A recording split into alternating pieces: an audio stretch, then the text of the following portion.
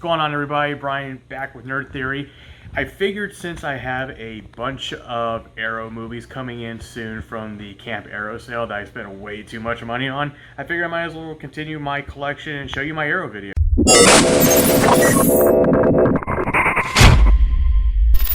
Nerd Theory. So this video is not going to be nearly as long as that Criterion was. That one went on for a while. So we're just going to get started with it. Not a whole lot. I have a shelf so far, some of it's spaced out. First one is actually from the Aero Academy. This is the 4K, one of the first 4Ks, I think, of Cinema Paradiso. I have yet to watch it. I hear great things. Let me know in the comments below what you think of the movie, if you've seen it. Then we kind of go into the regular Arrow video. First one is Terry Gilliam's 12 Monkeys. That has Bruce Willis, Brad Pitt, Madeline Stowe. I saw this movie in the theater in high school. I loved it then. I still like it now a lot. I'm fascinated with time travel, and I think this is a movie worth checking out for sure. Next one. Now, admittedly, you're going to, if you've seen any of my other videos, you're going to be like, hey, Brian, I thought you already had American Werewolf in London, which is true. I have the 4K version that Turbine did, but I like the Arrow packaging so much that I couldn't get rid of it. Like, it's so great, and if you ever see what comes on the inside, you probably agree with me on that too. I just like having it in the collection, so I'm going to keep it around. After that is the box set that came out recently, Battle Royale. I did a video on this already. You can check it out on the channel. I only seen the first one because that's actually the only one that's in 4K right now. There is Battle Royale 2 in there, a couple versions of that, but that's a Blu-ray, and this is actually a Region B, but I just got my Region free player, so I'll watch that as soon as I can. I've never seen the second one. I've only ever seen the first one.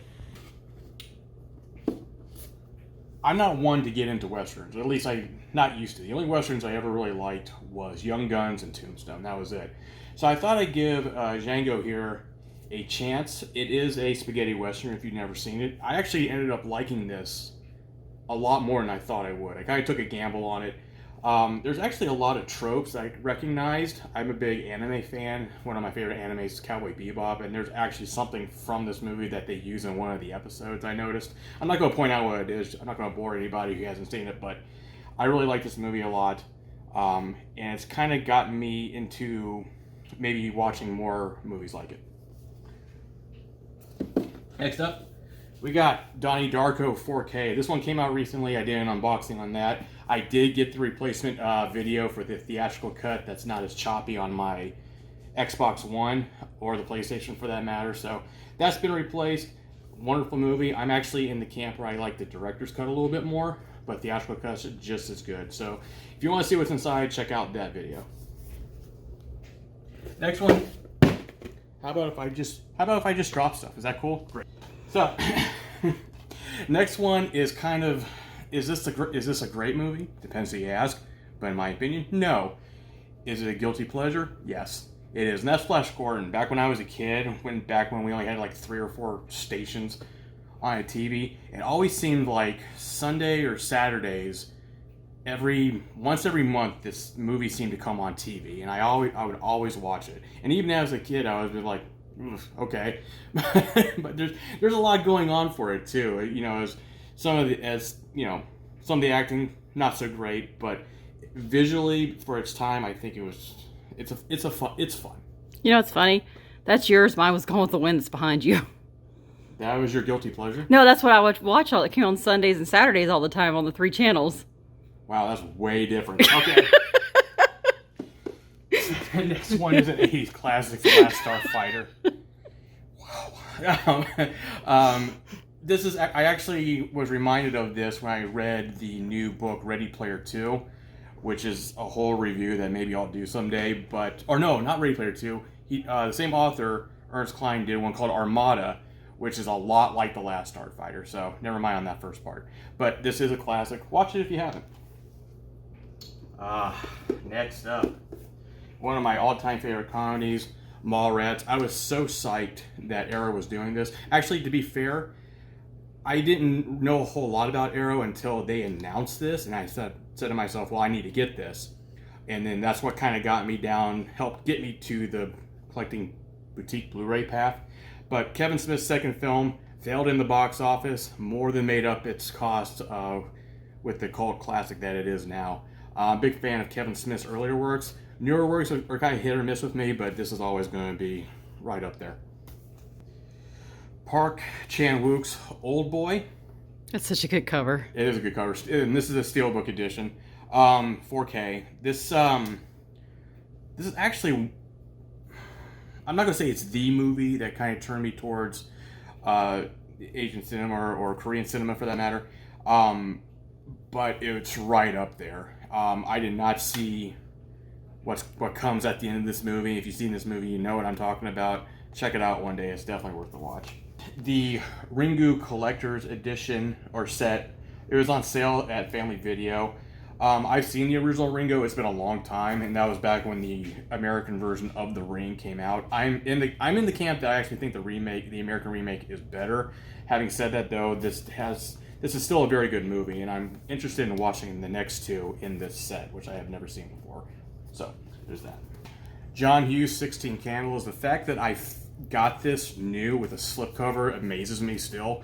It was a unicorn. Yeah, yeah, exactly. 16 Candles. It's 80s classic John Hughes.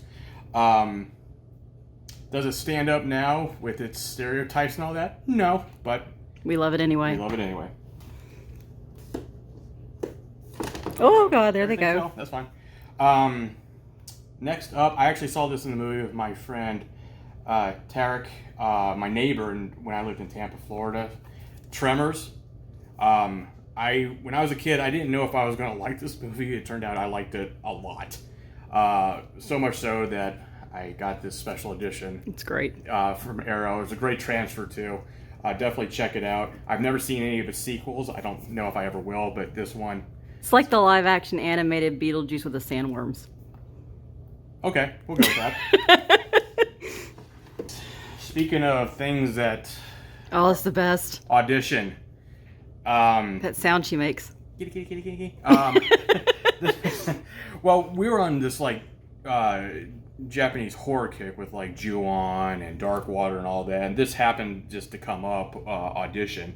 And I don't even know if it was that well known at the time in America, but we watched it. Very unnerving movie. It is a bit of a way to get to the point. It sticks with you. It sticks with you at the end.